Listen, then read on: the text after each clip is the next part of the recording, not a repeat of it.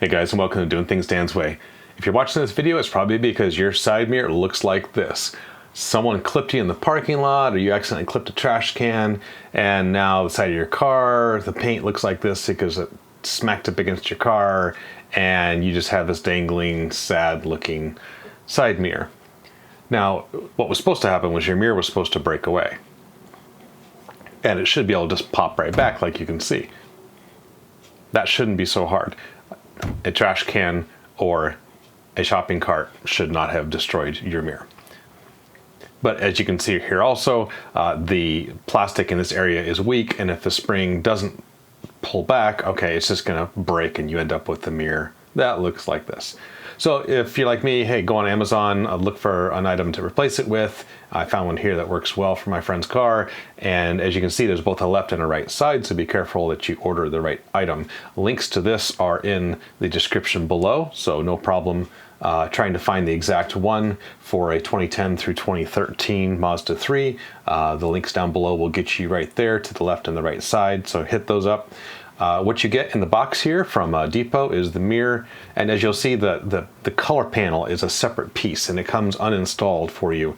So if you have a color panel on yours, you can pop it off and you can just immediately pop the appropriate color back on. Now what happened for me is when we pulled this off my friend's car, you can see that the clips, a couple of them broke, and it was a little bit brittle, and I was worried about it falling off again. So we mixed up some two-part epoxy here, and we just dabbed two-part epoxy on a number of the locations around the, the contact points basically inside the mirror. Now it'll make it rough to impossible to get off again, so hopefully this won't be a problem, but this will keep you from having to paint the one that came with the unit from Amazon. Now, once you get the epoxy on there and it's set, maybe do a cleaner job than I did there, but go ahead and get that mounted up and lined up just right, and then just hold it in place, let it sit, give it at least 10, 15 minutes or so to cure before you start messing with it and actually mount it on the car. So in the end, you should end up with something like this. It'll be nice and clean. We found that the original color panel fit perfectly on here, except for the clips not really holding that well. And now we're going to install it in the car. So step one here, we're going to just pull on this little corner piece. It should pop off. If you need to, use a screwdriver like she does here to help just kind of pry it off the second little pin there. The whole thing may pop loose, and hers did at one point. It just left the speaker dangling there, no big deal. Now here we're using a 5/16 screw. Just on a drill, which makes it a little bit easier.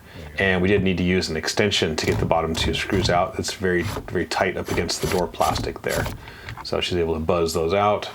The first one, now get the second one out. And just spin those back.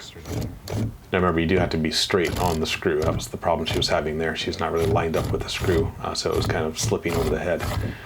And it's very easy to drop the screws down inside the door right there, which we did at one point.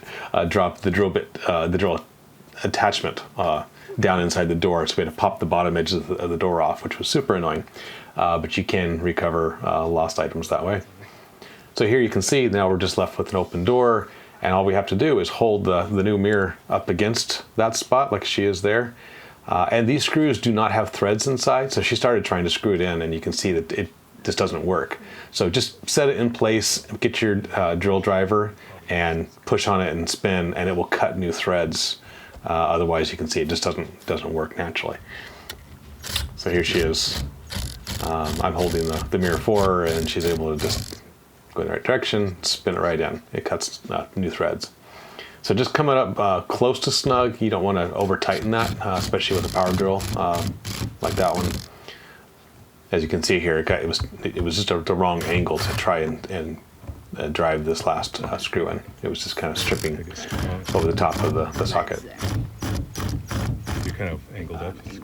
But after she gets these three in, then I'll get her again that 5/16 wrench, and she can just kind of manually tighten the last of these screws down. Okay, and the final step here is to remount the speaker into the clips on this little trim piece. You can see the angle and the orientation there it has to go. and then it should just fold right up and snap back in place. Very simple. And that's it. That's all there is to it. And then your final step is to actually, try and get rid of all of this schmutz here on the side of the car. And so I love this product here. This is Meguiar's, their fine cut cleaner. It's fantastic. It works really well at getting residues and fine lines out of your car. And so there is a link in the description below for this product as well on Amazon. And just put a nice generous amount on there and just think of it as a polishing compound where you're just gonna squirt stuff on and just use some elbow grease to get it off. And this is sped up 400%. So it took her several minutes to polish this all out, but you can see that, as she works on the spots, they pretty much all went right back to white.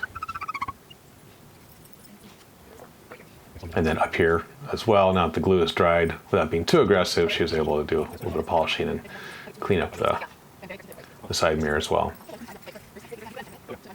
You don't really want this on the black plastics. Go ahead and get that off pretty cleanly. It'll look like a wax that's hazed up on you the next day. So there may be a little bit of cleanup tomorrow to do on this. But as you can see, it looks really, really nice. Kind of made a clean spot on her car there. But that's as difficult as it is. You can do this, anyone. Not a hard job. Well guys, short and sweet video. As always guys, if you like the video, give it a thumbs up right now. Just scroll down, hit it.